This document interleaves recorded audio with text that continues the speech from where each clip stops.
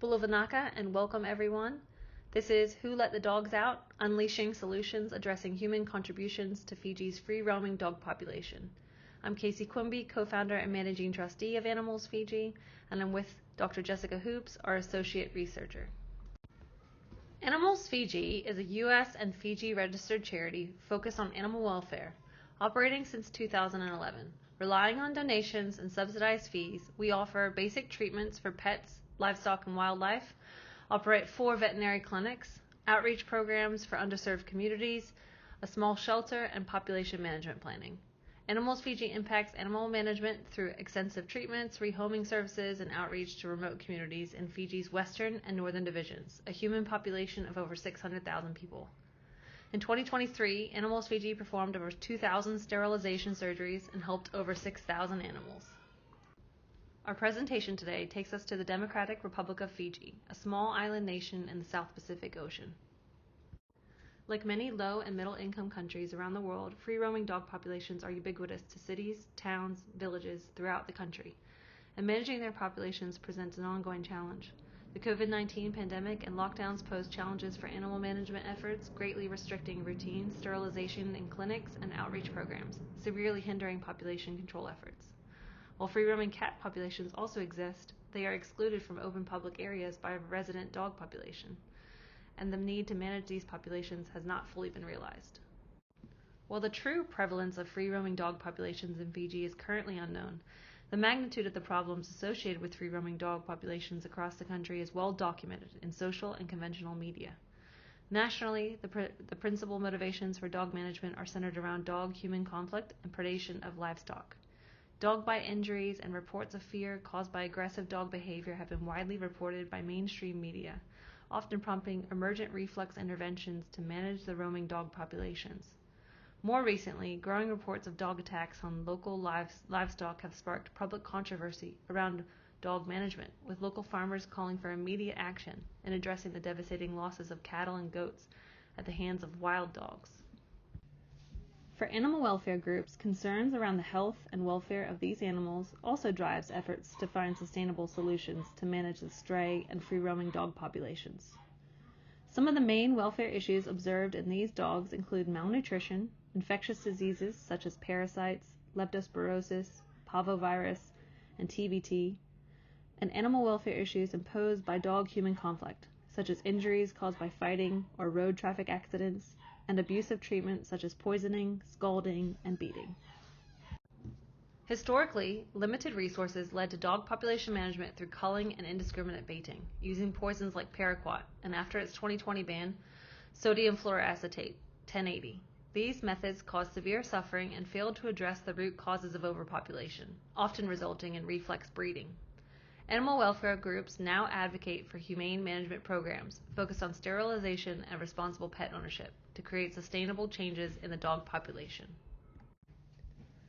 In line with ICANN's principles, to be successful, dog population management strategies must be based on an understanding of the size and demographics of the roaming dog population, as well as ownership practices and other drivers sustaining the size of the dog population to identify specific goals for intervention.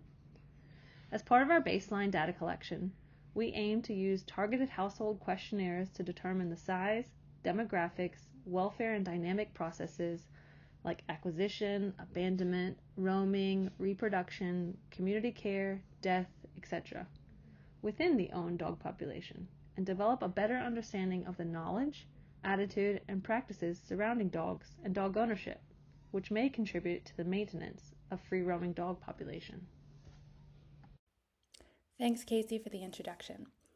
Our study focused on the city of Lautoka on the northwest side of Viti Levu, Fiji's largest and most populated island. Lautoka is Fiji's second largest city after the capital of Suva, and is in close proximity to Animals Fiji's main clinic and head office. Lautoka City is divided into 4 administrative divisions or wards: Vitari, Tavakubu, Simia, and Waiavi.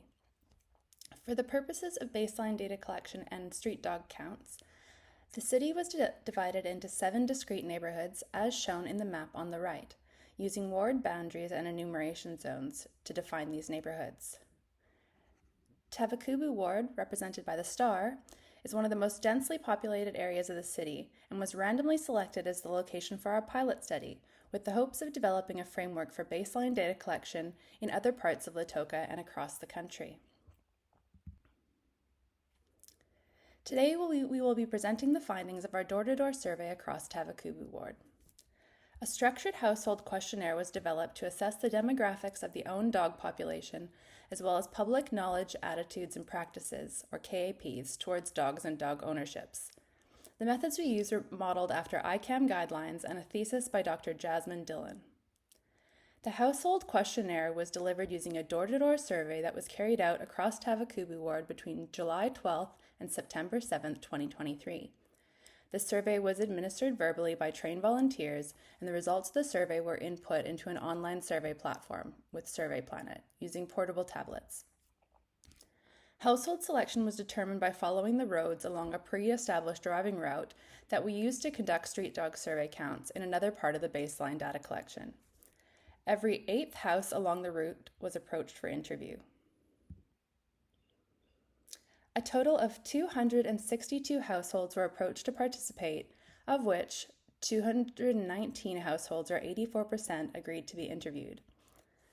This is equivalent to roughly 7.4% of all the households in the area, according to the 2007 census survey from the Fiji Bureau of Statistics. 37% of all households reported owning at least one dog, with pet and companionship at 55% and guarding and protection at 44% being the primary reason for dog ownership. A total of 118 owned adult dogs and 40 owned puppies under 1 year of age were reported across all respondent households, averaging 1.9 dogs per dog-owning household, or 0.6 dogs for all households across the ward. Based on available human census data, the ballpark estimate of the owned dog population in the area would be approximately 1,600 owned adult dogs and 237 puppies. The majority of dogs were obtained either as a gift or a free dog, so 55%, or as a stray dog. The majority of the owned adult dog population was male at 58%, with the male to female ratio being 1.47 to 1. While dog ownership appears to be quite low, 54% of households reported feeding or providing care to at least one dog on a regular basis that they did not consider to be their pet, with a range of 1 to more than 10 dogs being fed and an average of 2 dogs being fed per household across all of the households surveyed. 62% of households that reported feeding dogs did not report owning a dog. And interestingly, although households that agreed or strongly agreed with the statement, "I like dogs," were more likely to engage in these caregiver behaviors, with an odds ratio of 2.5, nearly 20% of the households that reported feeding dogs disagreed or strongly disagreed with the same statement. Overall, survey respondents seem to be aware of the responsibilities associated with dog ownership, with 99% of all respondents agreeing that dog owners are responsible for keeping their pets healthy and happy, and 100% of respondents agreeing that if their dog had puppies, it was the owner's responsibility to care for them. In spite of this, real-world application of responsible pet ownership practices was quite limited. Despite the fact that 99% of all households acknowledged that vaccination was important for keeping dogs healthy, 76% of households had never had their dogs vaccinated. Similarly, for both flea treatment and deworming, 73% of households for both said that these treatments had never been given to their dogs. 56% of all households disagreed that dogs should be allowed to roam freely. However, only 48% of dog-owning households kept their dogs confined to a house or yard throughout the day and night, indicating that a significant portion of the owned dog population is permitted to roam freely for at least a portion of the day. In addition, in Fiji, dog licensing is mandated by law for all dogs over 6 months of age. While 98% of the survey respondents agreed that dog owners are responsible for making sure their dogs are licensed, only 5% of dog-owning households reported that all of the dogs they owned had a valid license. Thanks, Jessica. So despite widespread understanding of the importance of around basic tenets of responsibility of pet ownership, including sterilization, dog licensing, provisions of preventative care and treatments, and confinement, adherence to these recommendations in the dog-owning households was low. Similarly, our study reflects the magnitude of caregiving behavior and indiscriminate feeding of free-roaming dogs in Tabakumbu, and provides interesting information about the potential motivations behind these behaviors. Results from our study provide pertinent insight into the impacts of human behavior in maintaining the stray and roaming dog populations in Fiji. Dichotomy of care. Dog and cat overpopulation is driven by human behavior. Effective management programs must focus on changing these behaviors. Promoting and having action of responsible pet ownership can significantly reduce the number of stray dogs and the incidence of diseases that are contagious to humans. Results of our study suggest that ownership apathy and indiscriminate feeding may be the significant factors contributing to the stray and free-roaming dog populations in the Tabakumbu ward. Ownership apathy involves feeding dogs without ensuring their overall care, like shelter, vaccinations, and neutering. Indiscriminate feeding leads to unchecked breeding and increased dog population. These behaviors worsen the stray dog problem, making it harder to manage and to control diseases. Some basic and broad ways the crisis can be addressed are: 1. Responsible pet ownership, crucial for addressing overpopulation, requiring comprehensive care including food, shelter, healthcare, and emotional support. 2. Spaying and neutering, essential for controlling the pet population, preventing unwanted litters, reducing strays, and lowering diseases and behavioral issues. However, a disconnect exists here. While the importance of desexing is often acknowledged, it may not always be translated into action due to various reasons.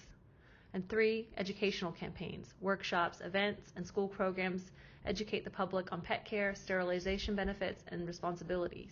These initiatives can promote responsible pet ownership and reduce overpopulation. However, overcoming apathy and ensuring program uptake can be challenging, and their impact may take longer than desired. To do such programs, resources are required. Resources for program implementation have to come from the community itself, local and national governments, or other NGOs, both domestic and international. To address the crisis, we need to consider how responsible pet ownership, sterilization, and education programs are provided. Historically, these services have been free or heavily subsidized. We believe it's time to rethink charity. Lupton's 2011 concept of toxic charity highlights the negative consequences of repeated charitable acts, stating give once and you create appreciation, twice you create anticipation, 3 times expectation, 4 times entitlement, and 5 times dependency. Well-intended efforts like $1 sterilization drives may foster dependency and devalue veterinary care. These initiatives can lead to reliance on donations and reduce the responsibility of pet owners, potentially perpetuating the problem instead of addressing the root issues.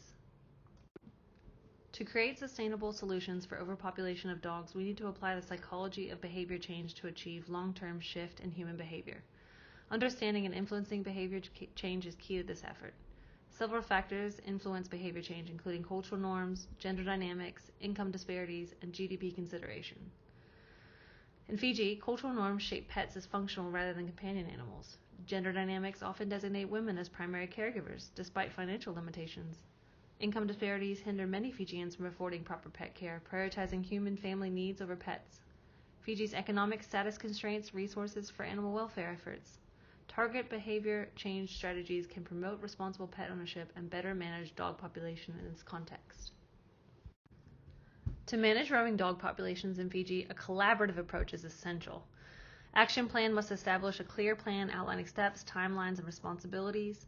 Steps to implement the solutions, conduct education campaigns, enforcing licensing systems, and promote responsible pet ownership. Train the community members and authorities. Resources will be needed. Secure financial support, veterinary supplies, training materials, and human resources, while engaging volunteers and community champions. We must have collaboration with stakeholders involving government, NGOs, local communities, and influential community members, especially those with social media presence to raise awareness.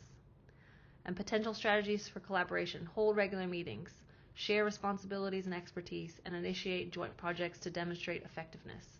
By fostering a cooperation and leveraging stakeholders' strengths, a sustainable solution can be achieved. Looking ahead, we must confront challenges and pursue solutions. Our challenges are limited resources, Scarcity of funds, veterinary supplies, and personnel hinders effective management. The lack of motivation, apathy towards behavior change, and enforcement of regulation exacerbates the issue. But there are solutions. Collaboration, working with government, NGOs, and communities to combine resources and expertise is crucial, as I mentioned before, as well as focus areas. Prioritizing education, community engagement, and legislative improvements can address underlying issues, as well as the solution of persistence. Continuous efforts in enforcement, data collection, and humane management strategies are vital for long-term success. Tackling Fiji's dog crisis demands unified action. Strengthening enforcement, data collection, and collaboration among stakeholders can bring lasting change for animal welfare and community well-being. We would like to acknowledge Shanil from SPCA Fiji Islands for assisting with the ethics application and survey development. We would also like to thank Naomi and Rohini for assisting with the door-to-door surveys. Additionally, we extend our gratitude to the Ministry of Agriculture for their support of this study and our work. On behalf of Jessica and myself, thank you very much, Vinaka Vakalevu and Danyavad, for taking the time to watch and listen to our presentation.